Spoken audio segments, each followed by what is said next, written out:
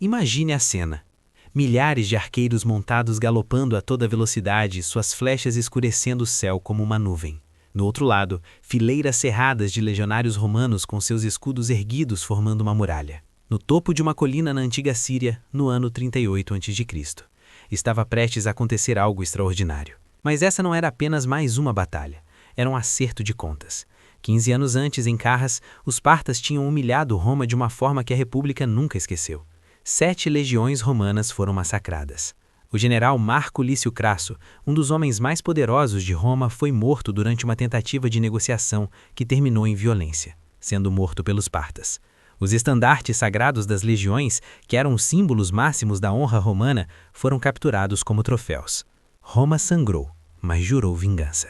Agora, nas encostas do Monte Jíndaro, essa vingança estava prestes a ser cobrada. E o homem encarregado dessa missão não era um político famoso das grandes famílias, era Públio Ventílio Basso, um general que tinha começado sua vida como um mero condutor de mulas, e ele estava prestes a provar que não importava de onde você vinha. Do outro lado estava Pácoro I, filho do temível rei parta Orode I. Pácoro era um guerreiro experiente que já tinha invadido a Síria, conquistado Jerusalém e humilhado os romanos em seu próprio território. A sua cavalaria era lendária, seus arqueiros eram mortais e ele vinha confiante, certo de que repetiria o massacre de Carras. Mas Ventídio Basso tinha uma armadilha mortal para eles. E nesse vídeo, vamos descobrir como esse general usou uma estratégia para finalmente lavar a vergonha romana da Batalha de Carras. Mas antes de continuar, minha sugestão de hoje é o livro Os Persas, a Era dos Grandes Reis. Nesse livro, o autor vai a fundo na história de uma das maiores potências da antiguidade e se aprofunda principalmente na história dos reis persas, como Ciro Grande, Xerxes, Dario e outros membros da dinastia Aquemênida. O livro detalha estratégias, intrigas familiares e o impacto das decisões dos reis na construção do império. Esse livro é bem escrito e acessível, mesmo para quem não é especialista em história antiga. E o link de onde eu comprei vai estar aqui no canto do vídeo caso você queira adquirir. Então, dito isso, vamos para o vídeo. Para nós entendermos completamente o que aconteceu na Batalha de Jíndaro, precisamos voltar um pouco no tempo e entender o cenário político e militar daquele período. Estamos no ano 38 a.C. Roma ainda era uma república, mas apenas no nome. A verdadeira república tinha morrido nas guerras civis. O que existia agora era uma república de fachada, dividida entre os senhores da guerra. Marco Antônio controlava o Oriente, Otaviano, futuro Augusto, controlava o Ocidente. E os dois estavam em uma aliança frágil que todo mundo sabia que não duraria muito. Do outro lado da fronteira estava o Império Parta, uma superpotência que controlava territórios que hoje correspondem ao Irã, Iraque, partes da Turquia, Armênia e até pedaços da Índia. Os partas eram diferentes de qualquer inimigo que Roma já tinha enfrentado.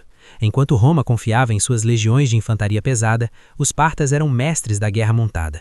Eles tinham 2 tipos letais de cavalaria, os arqueiros montados e os catafractos. Em 53 a.C., em Carras, esses cavaleiros tinham destroçado as legiões romanas. O general Crasso foi morto. 20.000 romanos perderam a vida e 10.000 foram capturados e enviados para os confins do Império Parta. Foi uma das piores derrotas da história romana. Mas agora, 15 anos depois daquela catástrofe, a situação tinha mudado. Marco Antônio, o poderoso senhor do Oriente Romano, queria vingar aquela humilhação. Mas ele era esperto o suficiente para não fazer o trabalho sujo sozinho. Então ele escolheu Público Ventídio Basso para aquela missão. Ventídio Basso era um fenômeno. Nascido em uma família pobre, em Peno, na Itália, ele começou a vida conduzindo mulas para o exército. Imagine só, de moleiro a general. Mas ele tinha inteligência aguçada e era um grande estrategista militar. Ele já tinha derrotado os partas em 2 batalhas anteriores, reconquistando toda a Síria que eles tinham tomado. Pácoro I, do outro lado, era o filho do rei parta Orode I, e estava determinado a não apenas recuperar o território perdido, mas a terminar o que o seu povo tinha começado em Carras, expulsar Roma do Oriente de uma vez por todas. Então, a cena estava montada. 2 comandantes disputando por uma fronteira. Pácoro I liderava um exército de milhares de arqueiros montados, centenas de catafractários pesados e a confiança de quem já tinha vencido Roma antes. Ele marchava em direção ao rio Eufrates, a fronteira natural entre o território parta e romano na região de Sírica, na atual Síria. Ventídio Basso sabia que não poderia enfrentar os partas em campo aberto, em terreno plano. Lá, a mobilidade e o alcance dos arqueiros montados dariam aos partas uma vantagem devastadora. Ele precisava de terreno favorável, precisava de tempo e, acima de tudo, ele precisava que Pácoro cometesse algum erro. Então Basso começou a executar uma das mais brilhantes campanhas de desinformação da história militar antiga. Ele espalhou rumores, deixou que os espiões partas descobrissem informações falsas. Ele fez com que parecesse que suas legiões estavam mal posicionadas, desorganizadas e com medo. Ele também manipulou informações sobre os melhores pontos de travessia do rio Eufrates. Existiam vários locais onde o exército parta poderia cruzar o rio. Alguns eram mais seguros, mais próximos de terreno favorável para a cavalaria, já outros levavam a regiões montanhosas, com colinas e terreno acidentado, péssimo para a cavalaria, mas excelente para a infantaria. Vintídio Basso fez Pácoro acreditar que os romanos estavam esperando por eles no ponto de travessia mais óbvio, que as legiões estavam entrincheiradas, lá, prontas para uma batalha defensiva. Ele deixou esses locais desprotegidos de propósito, mas na verdade sem nenhum valor estratégico. Pácoro caiu na armadilha. Confiante e ansioso para pegar os romanos desprevenidos, o rei parta escolheu um ponto de travessia que parecia livre, mas que na verdade levava exatamente para onde Basso queria, a região montanhosa próxima à cidade de Gindaro. Quando Pácoro percebeu onde estava, já era tarde demais. Ele tinha marchado direto para o matadouro, mas Pácoro era orgulhoso e ele tinha vencido os romanos antes. Ele comandava a melhor cavalaria do mundo conhecido e não ia recuar agora diante de um exército de infantaria comandado por um esmoleiro. Então Pácoro ordenou o ataque. Aquela manhã, no ano 38, amanheceu clara sobre as colinas de Gíndaro. No alto da sua posição, os legionários romanos podiam ver o exército parta se formando na planície abaixo. Era um espetáculo impressionante e aterrorizante ao mesmo tempo. Milhares de cavaleiros partas, e no centro, protegido por sua guarda de elite, estava Pácoro, identificável por sua armadura dourada e seu estandarte real. Os romanos, organizados em suas formações testudo, com escudos entrelaçados, formando uma parede quase impenetrável, esperavam. Vintídio Basso tinha dado ordens claras. Segurem a posição.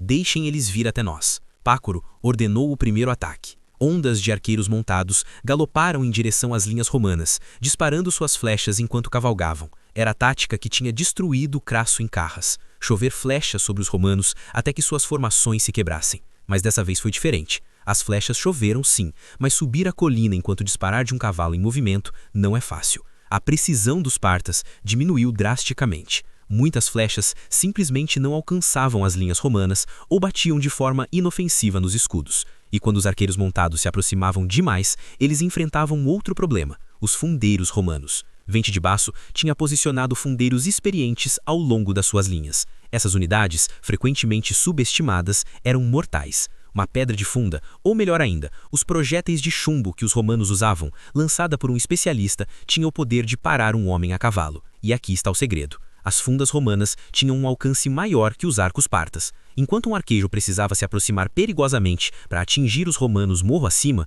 os fundeiros podiam começar a atacar de uma distância segura. Além disso, os projéteis de chumbo das fundas podiam quebrar ossos, causar também concussões e derrubar cavaleiros das suas montarias. Diferente das flechas, que os arqueiros partas tinham que atirar em movimento, os fundeiros romanos estavam em posição estável, no alto, com tempo para mirar. Os arqueiros partas, então, começaram a cair. Cavalos derrubados, homens feridos. A confusão começou a se instalar nas primeiras linhas partas. Pácoro, vendo que os arqueiros não estavam conseguindo quebrar as linhas romanas, tomou uma decisão fatal. Ele ordenou um ataque direto com a sua cavalaria pesada, os temidos catafractários. Esses cavaleiros podiam quebrar qualquer linha de infantaria com pura força bruta. Mas havia um problema: eles tinham que subir a colina. Cavalos pesados, carregando cavaleiros pesados, subindo em um terreno íngreme. A velocidade, a força do impacto, tudo que fazia os catafractários tão mortais em campo plano, acabou desaparecendo. E o pior, os arqueiros partas em retirada, tentando se reagrupar, começaram a colidir com os catafractários que estavam tentando subir.